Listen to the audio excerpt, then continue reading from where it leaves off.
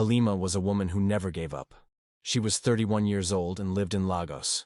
Many people knew her because she had the biggest bakery shop in town. But she didn't always have money. When she was younger, her parents died, and she had to train herself through school. She sold bread on the street. Later, she started making snacks and selling them in offices. Slowly, people began to order her pastries. Every day she worked hard. She saved all her money and opened a small shop selling snacks close to her school. Years passed, and her business grew. She now owned a big bakery with many workers. She sold all types of cakes, local and international pastries, and even delivered to different cities across the country. People admired her wherever she went. But even with all her money, Halima was not happy. When she went home at night, her big house was very quiet. She had no husband, no children, not even a pet. She would eat her food alone, watch TV alone, and sleep alone. Sometimes she cried when no one was watching. She wanted someone to love her, not for her money, but for who she truly was inside. Many men came to her because they knew she was rich. They smiled at her, bought her flowers, and called her sweet names. But when she looked into their eyes, she saw lies. They didn't really love her. They only wanted her money. One hot afternoon, Halima was working in her office when a delivery man came in with a package. She was not expecting anything, so she looked at him with surprise. "Good afternoon, Ma," the young man said with a small smile. His name was Kwame. He wore a yellow delivery shirt and had sweat on his face, but he still looked neat and gentle. Halima signed for the package and thanked him. "You're welcome, Ma," he said quietly, and turned to go. But something about him made Halima look again. He looked young, maybe 25 years old, and his eyes looked sad, like he had been through a lot. Halima watched him leave and wondered what his story was. The next day, Kwame came again with another package sent by a customer. This time, Halima offered him water. "You look tired," she said. He smiled and nodded. "Yes, Ma. I've been working since morning." They talked for a few minutes. Kwame told her he came from a small village and moved to Lagos to help his family. He worked very hard, even though the pay was small. He said he didn't mind, as long as he could send money to his mother. Halima listened carefully. She saw that he was kind, polite, and humble. After that day, Kwame visited her office often. He always spoke to her with respect, and sometimes helped her run some errands to her customers. Halima began to look forward to his visits. She didn't understand why, but his presence made her feel happy, even if just for a few minutes. She smiled more, laughed sometimes, and her heart felt less heavy. Days turned into weeks, and Halima and Kwame started talking more each time he came. One day, it started raining heavily, and Kwame came to deliver a package soaked and shivering. Halima quickly told him to come inside and dry off. She gave him a dry towel and even brought him a cup of tea. "Drink this. It will help keep you warm," she said kindly. Kwame looked surprised but grateful. "Thank you, Ma," he said with a soft smile. Halima laughed and said, "Stop calling me Ma. Just call me Halima." After that, everything began to feel easier between them. Kwame would sit for a few minutes to rest, and they would talk about life. He told her about his village, his mother, and how he used to work on the farm as a boy. Halima shared her own story too, how she lost her parents, how she worked so hard to become the woman she was today. The more they talked, the closer they became. Halima looked forward to seeing Kwame's smile. And Kwame felt peaceful around Halima. He would sometimes help her carry things or fix small things in the office. People started noticing how often Kwame came around, and how Halima smiled more when he was there. One night after work, Halima sat alone and thought about him. "Why do I miss him when he's not here?" she asked herself. She could not stop thinking about him. She hadn't felt like this in years. At the same time, Kwame, lying in his small room, was also thinking of Halima. She was older, rich, and beautiful. He didn't think he had a chance or what people would say, but his heart didn't care. What started as a friendship was slowly turning into something deeper.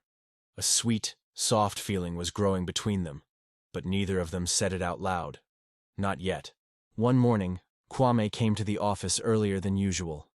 He brought Halima a small flower in his hand. "It's not much," he said shyly, "but I saw it on the road and thought of you." Halima smiled, her heart beating fast. "Thank you, Kwame. It's beautiful," she said, holding the flower gently. That small moment felt so big. From that day, their friendship changed. Kwame came by even when there were no packages. He brought her akara for breakfast because that was her favorite, and she shared her lunch with him. They laughed more. They teased each other. Sometimes their hands touched by mistake, and they both looked away, blushing like teenagers. One evening, Halima looked into his eyes and said, "I like being with you, Kwame." And he replied, "I like you too, very much." Their hearts spoke louder than words. They didn't care about the age difference anymore. Soon, they became lovers. Kwame was 25, and Halima was 31, but they didn't mind. What they felt was real and strong. People in the office began to talk, but Halima didn't care. She had spent too many nights alone. Now, she had someone who made her happy and feel alive. She felt like she had found her soulmate. They had a small, quiet wedding with only close friends. It was simple, but it was full of joy. Halima sponsored the entire wedding. She used her money to help Kwame start his own delivery business. She bought him one bike and said, "Start small and grow it." Kwame was shocked. "Are you sure?" he asked. Halima smiled. "I believe in you." That moment sealed their love. They were more than husband and wife. They were partners, friends, and each other's biggest cheerleaders. Kwame worked very hard on his new delivery business. He woke up early every morning, cleaned his bike, and went out to deliver things. Halima helped him make a nice business name, Kwame Fast Deliveries. She printed flyers and told her friends and customers to try his service. In the beginning, Kwame had only one bike, but he treated every customer with respect, just like he treated Halima. People liked him, and his business grew quickly. After a few months, he bought a second bike, then a third. Halima was so proud. She would smile and say, "Look at my husband go." Kwame started hiring other boys from the street and giving them jobs. He even wore nice shirts now and began attending meetings with big companies. His voice became stronger. His shoulders became broader. Kwame was changing. At first, Halima was happy. She liked seeing him do well. But slowly, something felt different. Kwame stopped coming home early. He started spending more time on the phone and less time talking to her. When she asked him how his day went, he would say, "Busy, very busy," and walk away. He didn't laugh with her like before. He didn't look at her the same way. Sometimes, Halima stayed up waiting for him. But he came home late and tired. She told herself, "He's just working hard, like I used to." But in her heart, she missed the sweet Kwame who once brought her flowers and shared everything with her. One day she tried to hold his hand, and he pulled away gently. "I have a meeting," he said. Halima sat alone in the room and looked at the flower he once gave her. It was now dry and brown. Something was changing, and she didn't like it. Halima sat in the living room one night, looking at her phone. Kwame had not called all day. When he finally came home, he looked tired and didn't smile. "Welcome, my love," she said softly. He nodded but didn't reply. He just went into the bedroom and lay down. Halima sat there, feeling cold inside. This had been happening for many months. They hardly talked. They no longer ate together. Kwame always had something to do, somewhere to go, someone to meet. Halima missed her husband, the kind, gentle Kwame who used to tease her, cook for her, and say, "I love you." Now he was always frowning or quiet. And when she tried to talk, he would say, "Halima, I'm tired. Please." His voice was not sweet anymore. It was sharp like a knife. One morning, Halima sat beside him and said, "Kwame, I want us to see a doctor." He looked confused. "Doctor for what?" he asked. She took his hand slowly and said, "We've been married for over 2 years, and there is still no baby." Kwame pulled his hand away. "So now it's my fault?" he shouted. Halima was shocked. "I didn't say that," she replied. But Kwame had already walked out. The house became colder after that day. The silence between them was loud. Halima cried alone in the bathroom. She wanted a baby so badly. She wanted to hold a child and say, "This is ours." But the child did not come. And her husband, her sweet Kwame, was slowly disappearing. He no longer sleeps with her on the same bed. He no longer eats in the house. The love in their home was fading away. Kwame started coming home later than before. Sometimes, he didn't come home at all. When Halima asked where he had been, he would say, "Business meeting," or "Traffic was too much." But Halima's heart was not at peace. One day, she saw lipstick on his shirt collar. It was not her color. She asked, "Kwame, what stained your shirt?" He looked away and said, "You're always asking questions. Don't you trust me?" Halima wanted to believe him, but the pain in her chest was growing. Kwame was no longer the man she married. He laughed more on the phone but never with her. He hid his phone and locked it with a password. Halima knew something was wrong, but she was too scared to admit it. Then one day, she followed him quietly. She saw him at a restaurant holding hands with a young woman. The girl was slim, with long hair and bright eyes. Kwame was smiling and holding her close. Halima watched from afar, her heart breaking into pieces. Later that night, she waited for him at home. When he walked in, she asked him softly, "Who is she, Kwame?" At first, he kept quiet. Then he shouted, "I'm tired, Halima. You are always talking about babies and problems. I don't have strength for your drama. I need someone who makes me feel young and alive. Someone that has the same vibes as mine." Halima's eyes filled with tears. "So, after all I did for you, this is how you treat me?" she asked. Kwame looked away and said coldly, "You helped me with one bike and so. I'm not happy with this relationship anymore. You're too old for me. I want a wife, not a sugar mummy." Those words cut deeper than a knife. Halima sat on the floor and cried. The man she once lifted was now the one pushing her down. After that night, Kwame became worse. He no longer pretended to care. He left the house whenever he liked and didn't bother telling Halima where he was going. One morning he brought some papers to her and said, "Just sign these. They are for the business." Halima didn't read them. She was tired. She trusted him. She signed the papers. Kwame smiled, but not kindly. It was the smile of someone who had just won a secret game. Days later, Halima came home and found out the house was no longer in her name. Kwame had sold the house. The business account was empty. Her personal bank card was not working. She rushed to her lawyer, who checked the documents she signed. His face went pale. "Halima," he said slowly, "you signed everything to him. Your house, your business, everything." Halima couldn't believe it. "But he's my husband," she cried. The lawyer shook his head. "I'm sorry. He tricked you." That same night, Kwame came home to pack his few things remaining. "I want a divorce," he said. Halima fell to the ground. "Please, Kwame, why?" He didn't answer. He simply walked out and left her sitting there, alone, cold, with nothing. The man she had trusted, loved, and helped had taken everything from her. Her money, her house, her business. He didn't even look back. Halima was forced to pack out from the house she built with her own hands. The streets of Lagos felt louder than ever. She wished the ground would swallow her. People walked past her, not knowing she once had it all. And now, she had nothing.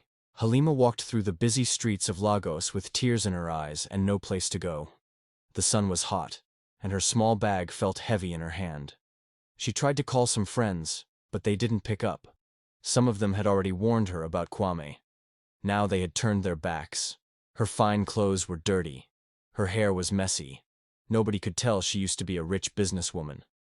She sat under a tree by the road, watching people pass. Her stomach was empty, and her heart felt even emptier. She thought of everything. How she met Kwame, how gentle and sweet he was, and how she helped him, and how he took it all. Why did I love him so much? How could I have been so blinded by love? She whispered to herself. But there was no answer. Just the noise of buses, car horns, and people rushing by. Later that evening, Halima tried to cross the road, but her legs were weak. She had not eaten for days. She didn't see the car coming. Everything happened so fast. A loud screech, a shout, then darkness. When she opened her eyes, she was in a hospital bed with a bandage on her head. Her body hurt. A nurse stood beside her. "You're lucky," the nurse said. "A man brought you in and paid for everything." Halima blinked. "Who?" she asked. The nurse smiled. "His name is Dio. He said you were both coursemates in school." Halima closed her eyes. Her head was spinning. She couldn't remember a Dio, but someone had shown her kindness when she had nothing. Someone still remembered her when she had fallen to the ground. For the first time in months, Halima felt a small light in her heart. The next day, Halima opened her eyes again. This time, she saw a tall, gentle-looking man sitting beside her hospital bed. He was wearing a clean suit and had kind eyes. When he saw her looking, he smiled. "You're awake," he said softly. Halima tried to sit up, but her body still hurt. "Who are you?" she asked.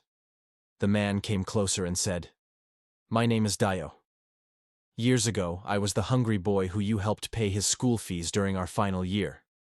You gave me the money from the savings you made from your small pastry business then. You also gave me food and treated me kindly. You told me to never give up on myself." Halima blinked, trying to remember. Then she saw it.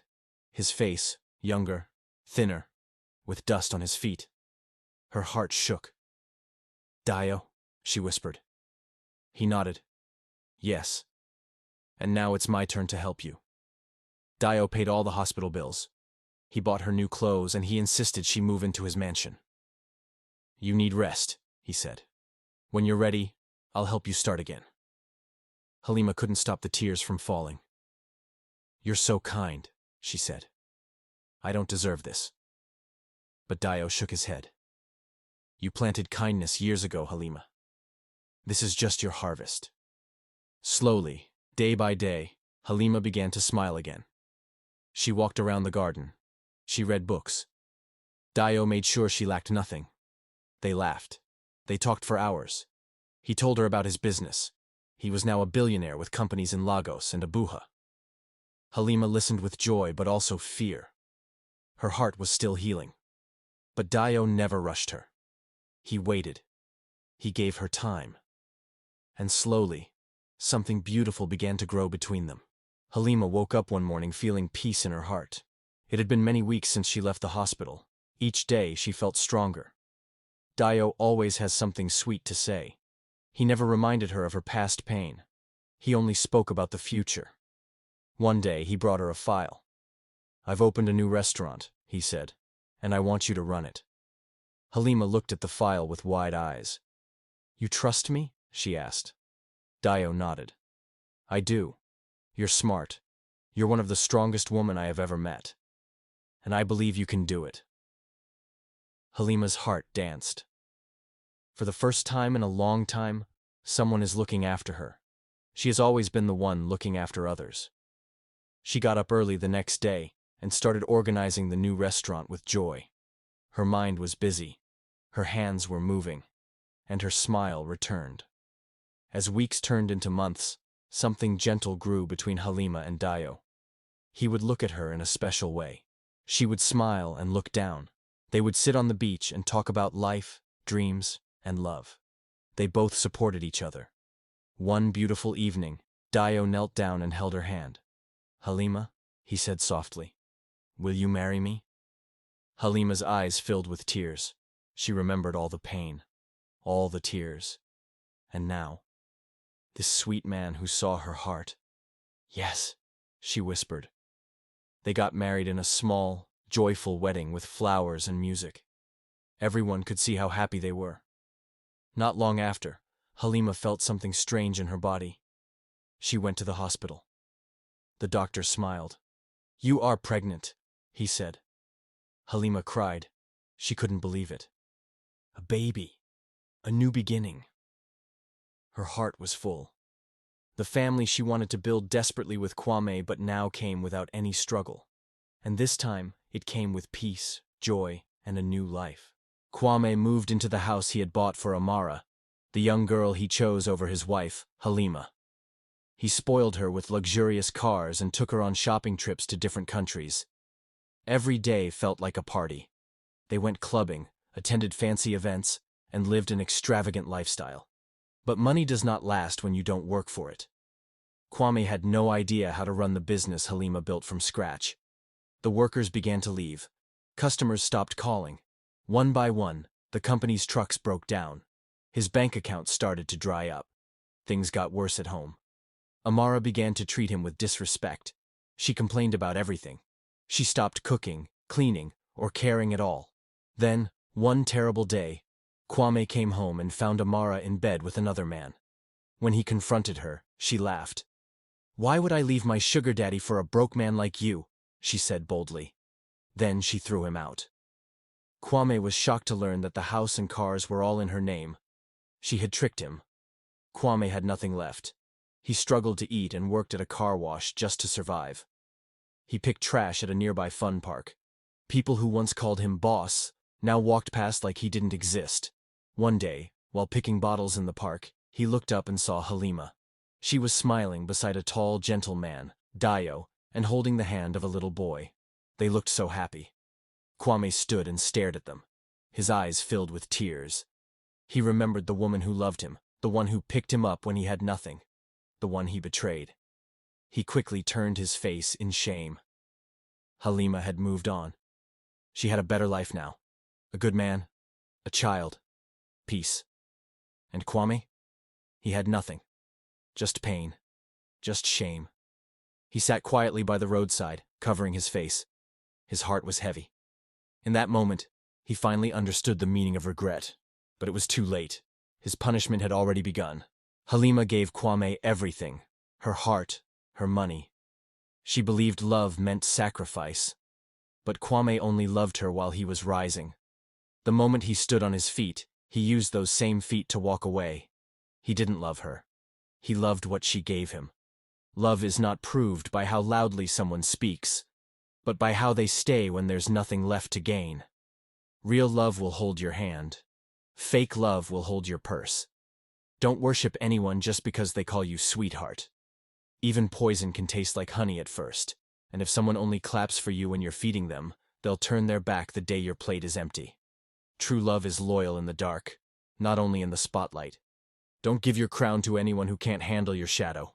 Dear viewers, what lessons did you take away from this dramatic tale? We love to hear your thoughts and comment below. If you enjoyed this story, give us a thumbs up, share it with friends, and hit that subscribe button. Don't forget to turn on notifications so you never miss out on our latest updates. Thanks for watching, and stay blessed.